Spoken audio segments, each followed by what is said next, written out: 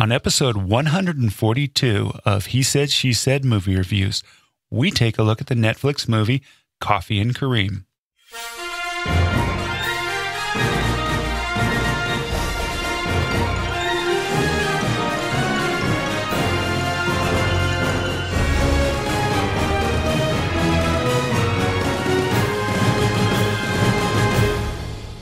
Welcome to He Said, She Said movie reviews.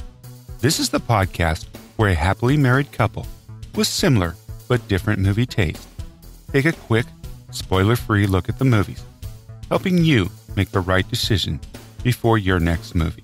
I'm your host, Tim. And I'm April. So we just watched Coffee and Kareem on Netflix. I give this movie 3 stars. How about you, April? You know, I'm going to give it 3 stars as well. I laughed out loud several times. So this is the story about a 12-year-old Kareem Manning who hires a criminal to scare his mom's new boyfriend, police officer James Coffee. But it backfires, forcing Coffee and Kareem to team up in order to save themselves from Detroit's most ruthless drug kingpin. The director was Michael Dowse. He's known for Stewart, Goon, and What If. Writer Shane Mack. This was his first feature film. This has a cast of Ed Helms, Taraji P. Henson, Terrence Gardenhigh, Betty Gilpin, RonReaco, David Allen Grier, Andrew Bachelor, and William Big Sleep Stewart. The runtime was 88 minutes, and this is definitely would be rated R for hard language. This is very serious. It's inappropriate for young kids. So let me just say that now. Yeah, this is not a movie that you want your kids to watch. I mean, no. If you've seen Stewart and Goon, you know exactly what type you're getting of movie. Right. And I rated it a 3 for pure entertainment. We're in the middle of these very difficult times, and this movie made me laugh. I did not look at this movie and try to look at it from 100 angles. The bottom line, for pure entertainment, I enjoyed it. That's why I rated it as a 3. I'll talk about some of the concerns I have, though, as we go. Alrighty? Yeah, let's be honest. This movie was actually, I mean, it's pretty much a 2. But it was so funny, and I was so highly entertained. So just because it was crass and crude and rude, and right. It was so. But I laughed out loud. This little 12-year-old wannabe rapper. I mean, he is hilarious. I thought Taraji P. Henson. I love her. She is always good. Okay, as the mother. And then the dopey cop that's her boyfriend. Yeah, Ed Helms. I mean, he's funny. You know, from The Office and from the Bachelor party and stuff, Ed Helms, it was a perfect role for him. But you know what?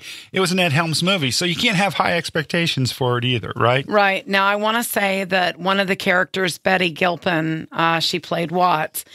She had a minimal role in Stewart, and apparently she was in Nurse Jackie, which is one of our favorite shows.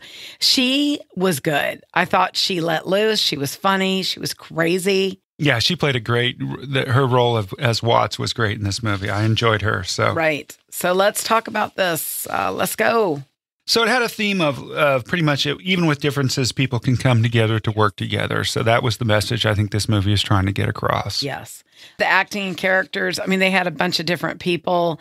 Some of the smaller roles I wasn't super impressed with, but all the bigger roles I was. But it was an Ed Helms movie. You're not going to get Academy Award performances out of this movie. And I didn't notice at all the score, the cinematography, not really anything special on this one.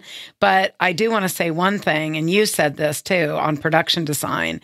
Would have liked to have seen more of Detroit. Yeah, it was set in Detroit, and our daughter lived in Detroit for the last 6 months this past year, and I never got out there. You did. Oh, I loved it. So I never really got to see what Detroit looked like. And just a moment on Detroit, big shout out. They have built up that city. I hadn't been there in years.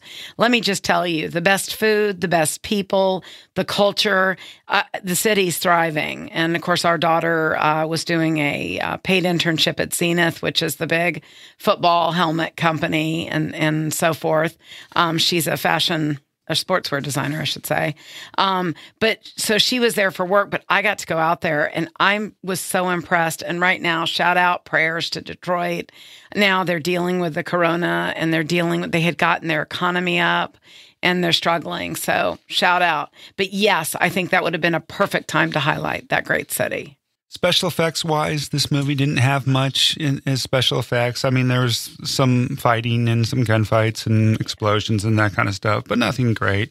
Editing wasn't anything I noticed good or bad, so...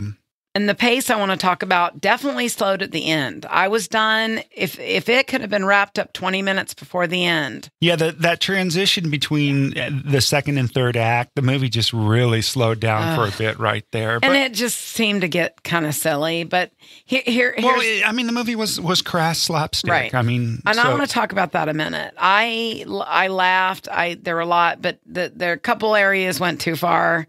One with the teacher. The kid with his teacher. But here's the thing. All in all, we laughed really hard. It was crass. It was hilarious. Some of it was just interesting to watch.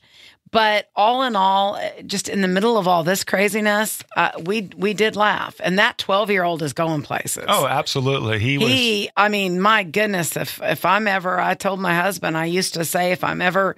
ill, or if I really need anyone for a laugh, I've got a list of people that are my favorites, but that kid is hilarious. Yeah, hopefully what Terrence will get into stand-up comedian comedy as he gets older. That would be fantastic, because he was really funny and a great comedic sense for a young kid. So most definitely. And hey, if you're anywhere near Atlanta when you're here, you do a shout out to He Said, She Said, because we're going to come and take you to one of the best restaurants in the city, and we'll all have a good evening.